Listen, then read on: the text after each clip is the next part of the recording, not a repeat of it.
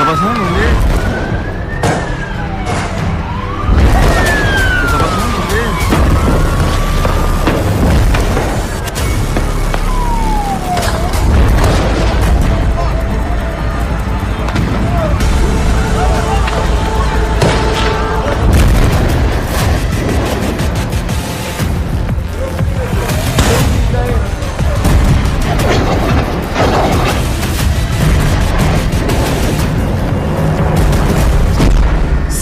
अक्टूबर आतंकी हमला, इजराइल ने 7 युद्ध से लिया बदला।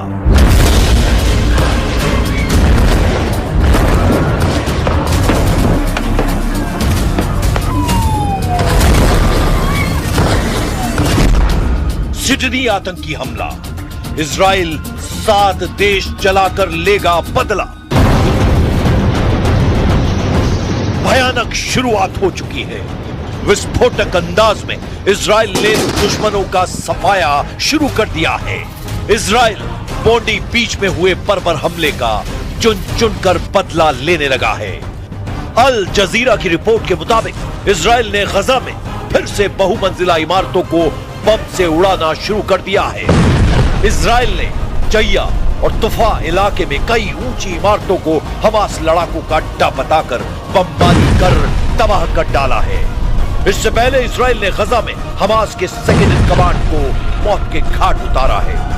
इजराइल की एयर स्ट्राइक में मारे गए कमांडर का नाम रायद साद है, जिसकी मौत की पुष्टि खुद हमास चीफ खलील अल हया ने कर दी है। खलील अल हया ने धमकी दी है कि रायद साद की मौत ने युद्ध समझौते को बेमानी कर दिया है।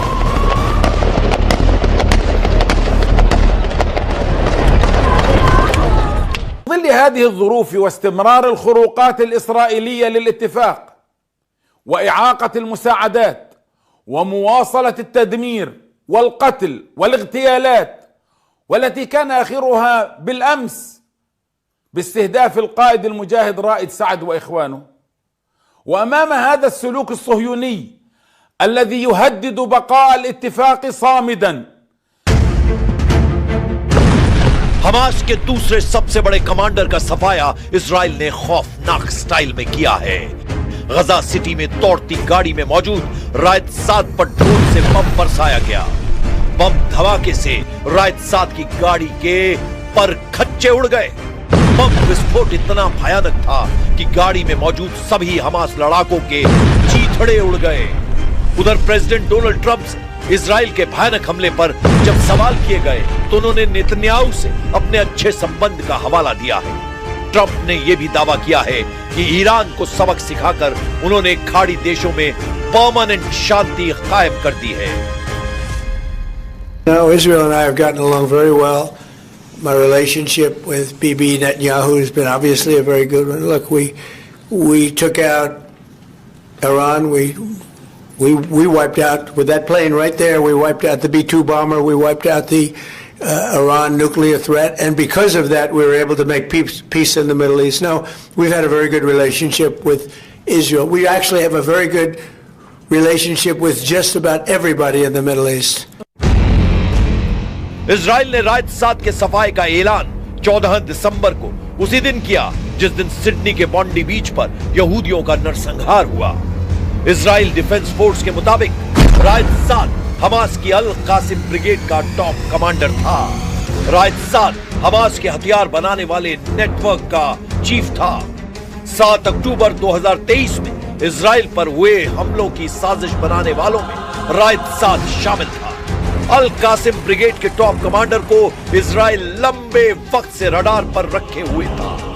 गजा सिटी में जैसे ही उसकी रियल टाइम लोकेशन की पुष्टि हुई, उसे ड्रोन की मौत दे दी गई। इजराइल ने रायद साद का सफाया 2 इजरायली सैनिकों का बदला लेने के लिए किया था, लेकिन नेतन्याहू को अंदाजा नहीं था कि हमास कमांडर के सफाए की खुशखबरी के फौरन बाद उन्हें सिडनी से सदमा देने वाले टेरर अटैक की खबर मिलेगी। मगर अब इजराइल ने अपने सभी दुश्मनों की हिट लिस्ट तैयार कर ली है। नेतन्याहू ने 7 देशों में बारी बारी इंतकाम लेने के सिग्नल दे दिए हैं। इजराइल ने इस्लामिक स्टेट आतंकियों के जितने भी गढ़ हैं उन्हें बर्बाद करने की धमकी दे डाली है। जिन देशों में अब भी अबू बकर अल बगदादी के बारूदी लड़ाके एक्टिव हैं, उन्हें नक्शे पर देख लीजिए। इजराइल के पड़ोसी देश सीरिया में आईएसआईएस आतंकियों के अड्डे हैं। इजराइल के दुश्मन देश लेबनान में आईएसआईएस खुरासान लड़ाकों के ठिकाने हैं। इजराइल के कट्टर दुश्मन ईरान में भी आईएसआईएस आतंकियों के नाम बदलकर होने की पुष्टि हो चुकी है। यमन में इस्लामिक स्टेट आतंकियों ने अल कायदा के साथ मिलकर टेरर लैंड बना रखा है। इजराइल विरोधी इराक आईएसआईएस आतंकियों का अब भी गढ़ कहा जाता है। लीबिया भी इजराइल के दुश्मन आईएसआईएस आतंकियों की पनाहगाह बना हुआ है। इसके बाद आईएसआईएस आतंकियों के नए कुख्यात अड्डे पाकिस्तान में पाए जाते हैं। तो वहीं सिडनी पुलिस के मुताबिक सिडनी के गुनहगार फिलीपींस के दावो शहर गए थे। दावो फिलीपींस की सबसे बड़ी मुस्लिम आबादी यहां पर रहती है, इसलिए ये इस्लामिक उग्रवादी और विद्रोही संगठन का पूरा गढ़ माना जाता है। आतंकवादियों की गाड़ी से इस्लामिक स्टेट के 2 झंडे बरामद हुए थे, जिससे उनके आईएसआईएस से जुड़े होने का अनुमान लगाया जा रहा है।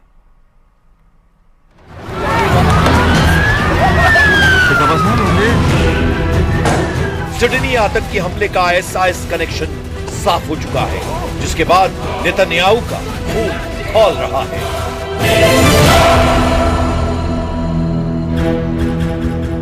אנחנו עומדים היום במערכה מול אנטישמיות עולמית, והדרך היחידה להילחם בה זה להוקיע אותה ולהילחם בה. אין דרך אחרת. זה מה שאנחנו עושים במדינת ישראל. पीएम नेतन्याहू के साथ प्रेसिडेंट डोनाल्ड ट्रंप ने आईएसआईएस पर बड़े एक्शन का मूड बना लिया है, क्योंकि आईएसआईएस आतंकियों ने ही सीरिया के पलमायरा में अमेरिकी सैनिकों पर हमला किया है। टेरर ग्रुप ने 14 दिसंबर हमास के दूसरे सबसे बड़े कमांडर का सफाया इजराइल ने खौफनाक स्टाइल में किया है। गजा सिटी में दौड़ती गाड़ी में मौजूद रायत साद पर ड्रोन से बम बरसाया गया। बम धमाके से रायत साद की गाड़ी के पर खच्चे उड़ गए।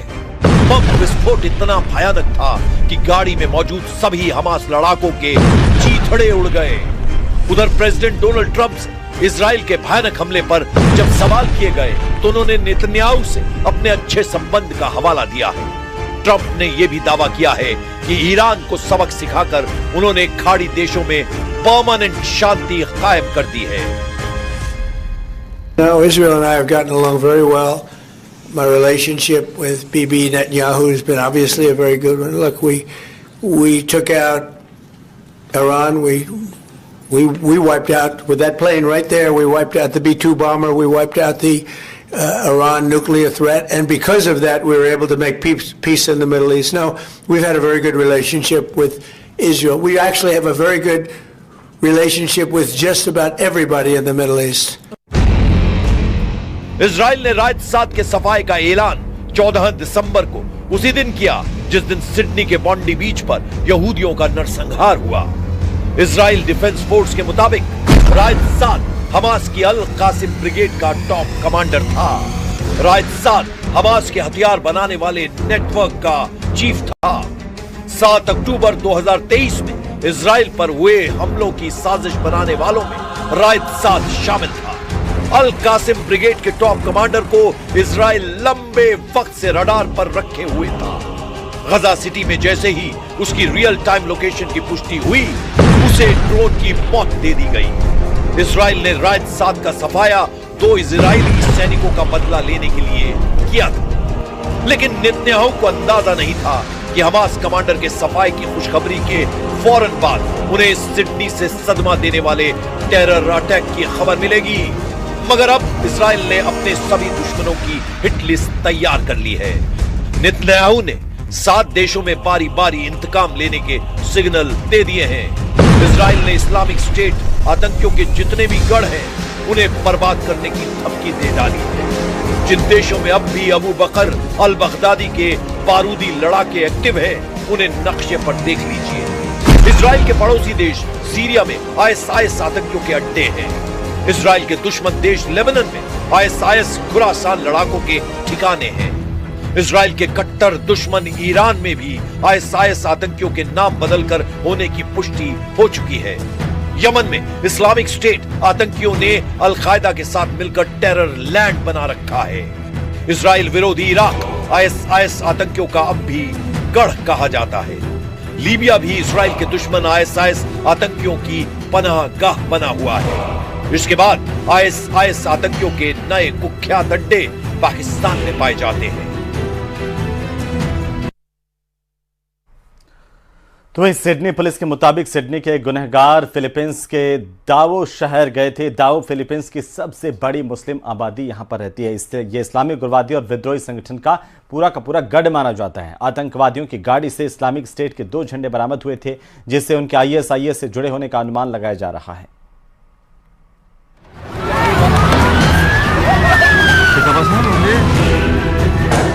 सिडनी आतंकी हमले का आईएसआईएस कनेक्शन साफ हो चुका है, जिसके बाद नेतन्याहू का खून खौल रहा है।